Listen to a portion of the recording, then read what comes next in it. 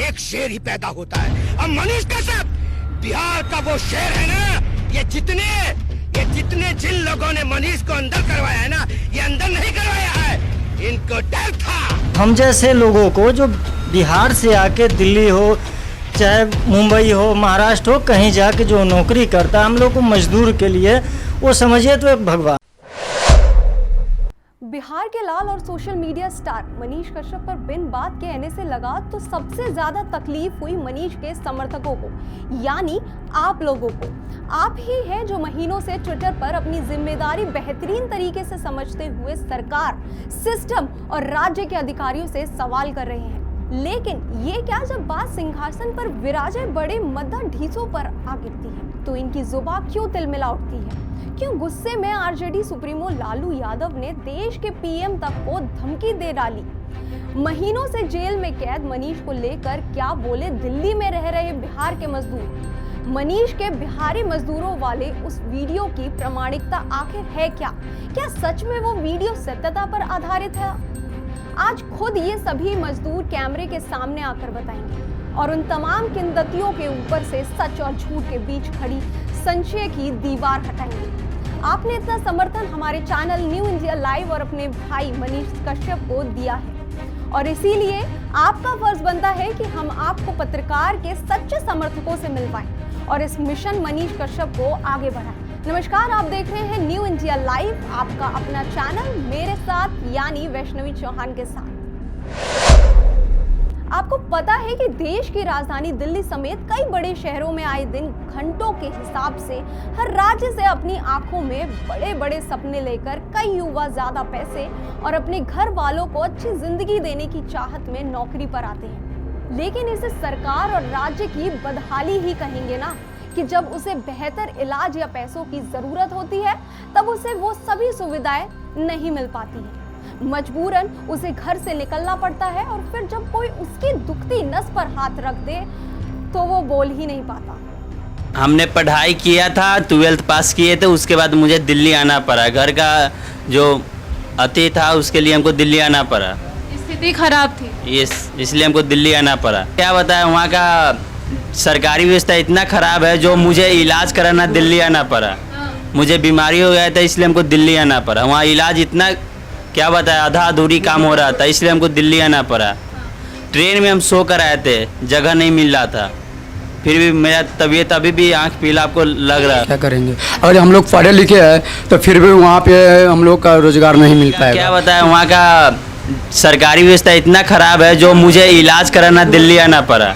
मुझे बीमारी हो गया था इसलिए हमको दिल्ली आना पड़ा। वहाँ इलाज इतना, क्या बताया, आधा अधूरी काम हो रहा था इसलिए हमको दिल्ली आना पड़ा। क्योंकि कोई भी घटना या फिर कोई भी विवाद होती है सबसे पहले मनीष भैया ही आते हैं, उसके बाद प्रशासन हो या फिर सरकार हो या फिर गांव के मुखिया जो भी हो, सब उनके बाद ही आते हैं। मनीष भैया जो भी काम करते एकदम सीना ठोक के करते हैं, चाहे वो गरीबों के लिए हो, मजदूरों के लिए हो, विधवा के लिए हो या बुजुर्ग के लिए हो, वृद्धा पेंशन के लिए हो, जो भी काम होता है सीना ठोक के करते।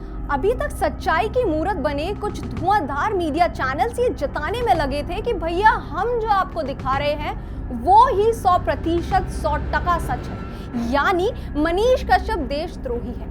उन्होंने समाज और देश में भ्रामकता फैलाने का काम किया है। तो चलिए फिर ये बताइए कि जिस एक कुनबे को लेकर मनीष जैसे पत्रकार ने आवाज उठाई, वो तो उनको अपना भगवान मान रहा है, उनके काम और उनके जज्बे को सलाम कर रहा है। अब उन्हें आप कैसे झूठा साबित करेंगे? दोस्तों, कुछ समर्थक तो ऐसे भी हैं जो मनीष का नाम सुनते ही तिलमिला उठते हैं। वजह है उनका मनीष के लिए सच्चा प्यार।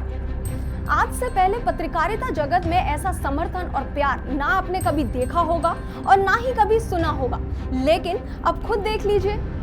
एक शेर के घर में एक शेर ही पैदा होता है। अब मनीष कश्यप बिहार का वो शेर है ना।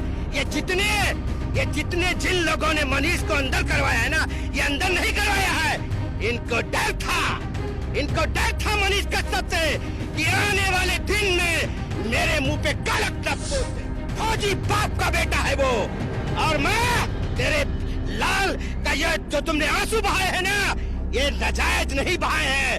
शेर पैदा किया है बिहार के लिए तुमने, और ये यही मनीष कश्यप बिहार को ऐसी जगह लेके जाएगा ना, आप आपका गर्व से सीना और ऊंचा हो जाएगा। मनीष कश्यप को जेल में बंद करोगे, हजारों बिहार के भाई मनीष कश्यप बन के खड़े हो जाएंगे और तुम्हारा तख्ता हिला देंगे। भाइयों, लाखों लाख करोड़ों भाइयों के दिल में मनीष कश्यप घुसा हुआ है, उनकी विचारधाराएं जगी हुई है, जो सच के लिए बेखौफ आज भी सरकार से सवाल कर रही है और आगे भी करेगी। ताला टूटेगा, शेर हमरा छूटेगा, ये ताला टूटेगा, मनीष कश्यप छूटेगा। देखिए, सच की जो आवाज होती है बिल्कुल इसी तरह से धड़ा करती है और यही काम मनीष कश्यप किया करता था। जी हाँ, आपकी आंखों में आंखें डाल करके पूछता था, बतला रहा था कि तुमने किया है भ्रष्टाचार, ये भ्रष्टाचार का अंत कब होगा, जो कि हाल में जो फूल गिरी है। भाई ने बहुत बेबाकी से और बहुत ही 100% सही बात कहा। और अब आखिरी में आरजेडी नेता लालू यादव की तिलमिलाती जुबान भी सुनिए। कैसे अपने बेटे पर जब गाज गिरी तो उन्होंने सीधा देश के प्रधानमंत्री को 2024 चुनाव की धमकी दे डाली। के फेंक देंगे नरेंद्र मोदी, समझ लो। एकता अखंडता को आज आप सभी को मालूम है कि किस तरह से हमारे भाईचारे को रौदा जा रहा है, तोड़ा जा रहा है। राम रहीम के बंदों को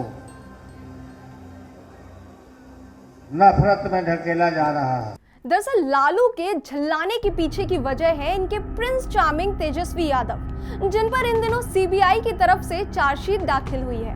अब बेटे पर बात आएगी तो भैया पिताजी तो उछलेंगे ही ना। वैसे भी बिटवा के सितारे इन दिनों गर्दिश में है। कुर्सी जाने का खतरा और चुनाव हारने का डर इंसान से क्या क्या करवा लेता है, ये तो आप लालू को सुनकर समझ ही गए होंगे। वैसे आप लालू यादव के बड़बोलेपन और मनीष समर्थकों के गुस्से से क्या समझे, ये हमको कमेंट में जरूर लिख भेजें। और हाँ, हमारी वीडियो को लगातार प्यार और साथ देने के लिए दिल से आपका शुक्रिया। फिर मिलते हैं नए दिन नई अपडेट के साथ। तब तक रखें अपना ख्याल। नमस्कार।